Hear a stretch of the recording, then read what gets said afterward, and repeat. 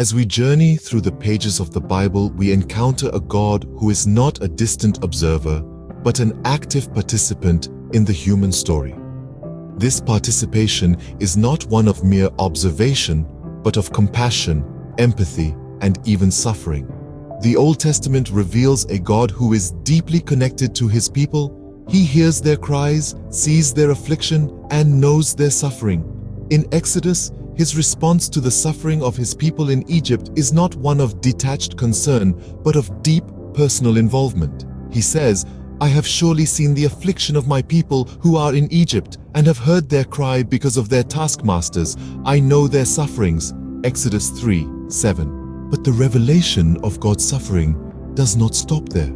The prophet Isaiah introduces us to the figure of the suffering servant, one who will bear our diseases and carry our pains.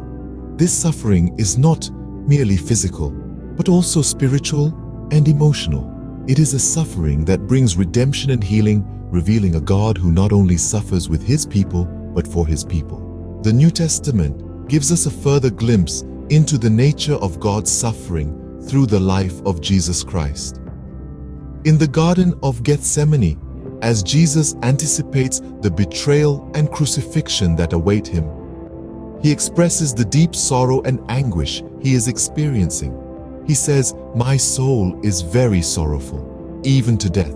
Remain here and watch with me." Matthew 26:38. Here we see a God who is not immune to human pain, but who fully experiences it. The crucifixion of Jesus represents the climax of God's suffering.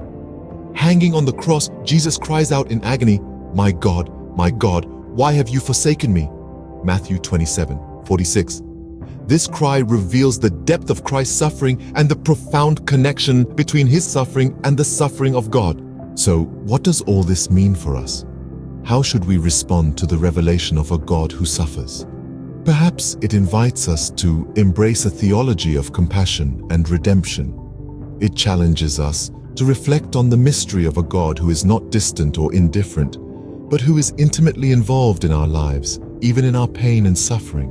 As we contemplate the suffering of God, may we find comfort in the knowledge that we are not alone in our suffering.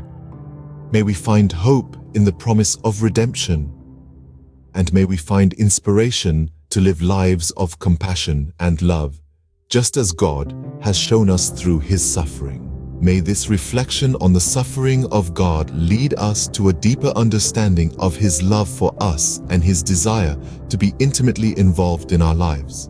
And may it inspire us to live lives marked by compassion, love, and a desire for redemption. Thank you for joining us on this exploration of the suffering of God. May it inspire you to reflect, to question, and to seek a deeper understanding of the divine.